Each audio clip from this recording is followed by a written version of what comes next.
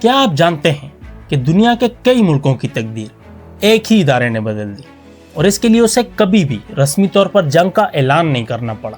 1953 میں ایران کے ایک ڈیموکریٹکلی الیکٹڈ پرائم منسٹر اچانک سطح سے ہٹا دیا جاتا ہے۔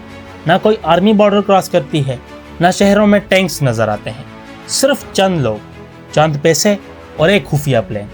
یہ کہانی ہے CIA سینٹرل انٹیلیجنس ایجنسی کی، ایک ایسے ادارے کی جس نے کئی مرتبہ پردے کے پیچھے رہ کر دنیا کی سیاست کا رخ بدلا۔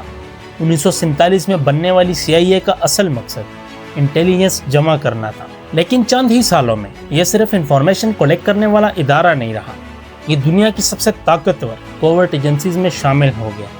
آج ہم دیکھیں گے کہ کس طرح CIA نے ایران، گواٹے مالا، چلی اور افغانستان میں ہونے والے واقعات پر اثر ڈالا اور کیسے ان آپریشنز کے نتائج آج بھی محسوس کیے جا سکتے ہیں۔ سب سے پہلے چلتے ہیں ایران۔ 1951 میں ایران کے پرائم منسٹر محمد مصدق نے ایک فیصلہ کیا جس نے برٹین کو ہلا کر رکھ دیا۔ انہوں نے ملک کی آئل انڈسٹری کو نیشنلائز کر دیا، جس سے اینگلو ایرانین آئل کمپنی کا قبضہ ختم ہو گیا۔ برٹین نے اس فیصلے کو اپنے مفادات کے لیے خطرہ سمجھا، مگر تنہا ایران پر دباؤ بنانا آسان نہیں تھا، اس لیے اس نے امریکہ سے مدد طلب کی۔ 1953 میں CIA اور برٹش انٹیلیجنس نے مل کر آپریشن ایجیکس لانچ کیا۔ اس آپریشن کے دوران پروپیگنڈا کمپین چلائی گئی، احتجاج آرگنائز کیے گئے اور کچھ ملٹری آفیسرز کو اپنی حمایت میں لایا گیا۔ نتیجہ یہ نکلا کہ مصدق کی حکومت گر گئی اور شاہ آف ایران کی حکومت دوبارہ مضبوط ہو گئی، جو اس وقت امریکہ کا قریبی الائے تھا۔ لیکن اس آپریشن کے اثرات صرف اس وقت تک محدود نہیں رہے۔ ایرانی عوام کے دلوں میں امریکہ کے خلاف گہری ناراضگی پیدا ہوئی، جو آخرکار 1979 کی اسلامک ریولوشن تک پہنچی، جب تہران میں امریکن ایمبیسی پر قبضہ کر لیا گیا۔ یعنی ایک کوورٹ آپریشن کے اثرات دہائیوں بعد بھی زندہ رہے۔ اب چلتے ہیں لیٹن امریکہ۔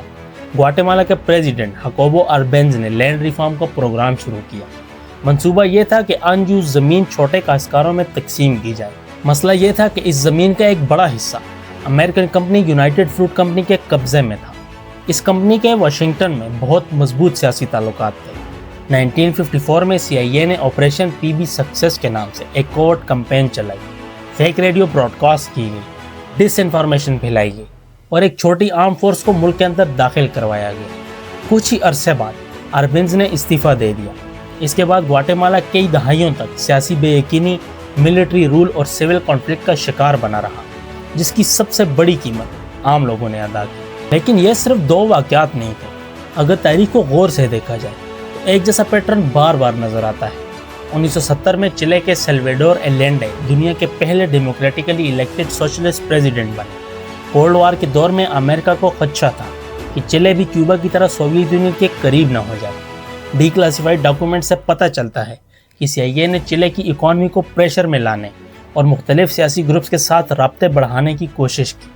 1973 میں جنرل اگسٹو پینوشے کی قیادت میں ملٹری کوپ ہوتا ہے، ایلینڈے کی موت ہو جاتی ہے اور پینوشے کئی سالوں تک حکومت کرتے ہیں۔ ان کا دور ہیومن رائٹس وائلیشن اور سیاسی دباؤ کے لیے یاد کیا جاتا ہے۔ CIA کے رول کے حوالے سے آج بھی ہسٹورینز کے درمیان اختلاف پایا جاتا ہے۔ کچھ ڈی کلاسیفائڈ ریکارڈز ایجنسی کے گہرے اثرات کی طرف اشارہ کرتے ہیں، جبکہ CIA نے ہمیشہ اس بات سے انکار کیا ہے کہ اس نے کوپ کو ڈائریکٹلی آرگنائز کیا۔ اب بات کرتے ہیں اس آپریشن کی جس کے اثرات صرف افغانستان تک محدود نہیں رہے۔ 1979 میں سوویت یونین نے افغانستان میں اپنی فوج بھیج دی۔ اس کے جواب میں CIA نے آپریشن سائیکلون شروع کیا، جس کے تحت افغانستان مجاہدین کو فنڈنگ، ٹریننگ اور ویپنز فراہم کیے گئے تاکہ سوویت فورسز کا مقابلہ کیا جا سکے۔ یہ کولڈ وار کی تاریخ کے سب سے بڑے کوورٹ آپریشنز میں سے ایک تھا۔ پاکستان اس مشن کا سینٹرل ہب بنا، جہاں CIA اور ISI نے مل کر کام کیا۔ آخرکار سوویت یونین افغانستان سے نکل گیا، لیکن جنگ ختم ہونے کے بعد بھی اس آپریشن کے بنائے ہوئے نیٹ ورکس اور پھیلائے گئے ہتھیار مختلف گروپس کے ہاتھ لگ گئے، جن کے اثرات بعد کے سالوں میں پوری دنیا نے دیکھے۔ یہاں ایک اہم سوال پیدا ہوتا ہے، جب کسی جنگ کو جیتنے کے لیے نئے ٹولز تیار کیے جاتے ہیں تو کیا ان ٹولز کے مستقبل کو بھی کنٹرول کیا جا سکتا ہے؟ تاریخ کا جواب ہے نہیں۔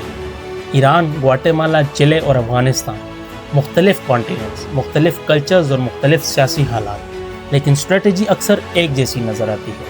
سب سے پہلے پروپیگنڈا یا سیاسی بے چینی۔ پھر لوکل الائز کی تلاش، چاہے وہ ملٹری آفیسرز ہوں، سیاسی مخالفین یا آرمڈ گروپس، اور آخر میں حکومت کی تبدیلی بغیر کسی رسمی جنگ کے۔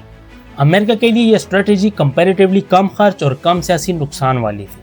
نہ ہزاروں امریکن سولجرز کو بیٹل فیلڈ بھیجنا پڑتا تھا اور نہ ہی رسمی اعلان جنگ کی ضرورت ہوتی تھی۔ لیکن جس ملک میں یہ آپریشنز ہوتے، اس کی سیاست اور معاشرے پر ان کے اثرات کئی دہائیوں تک باقی رہتے۔ پھر سوال وہی ہے، کیا ایک انٹیلیجنس ایجنسی واقعی بنا جنگ کے دنیا کا نقشہ بدل سکتی ہے؟ تاریخ اس کا جواب خود دیتی ہے۔ تہران سے گواٹے مالا سٹی تک، سینٹیاگو سے کابل تک، CIA کے کئی کوورٹ آپریشنز نے سیاست، حکومتوں اور لاکھوں لوگوں کی زندگیوں کا رخ بدلا۔ اور شاید اس کہانی کا سب سے بڑا سبق یہ ہے کہ طاقت ہمیشہ ٹینکس، میزائلز یا فائٹر جیٹس کی شکل میں نہیں ہوتی۔ کبھی کبھی دنیا کی سب سے بڑی تبدیلی صرف ایک سیکرٹ میٹنگ، ایک فون کال اور ایک خفیہ پلان سے شروع ہوتی ہے۔ Thanks for watching. I hope you like the video. See you in the next one.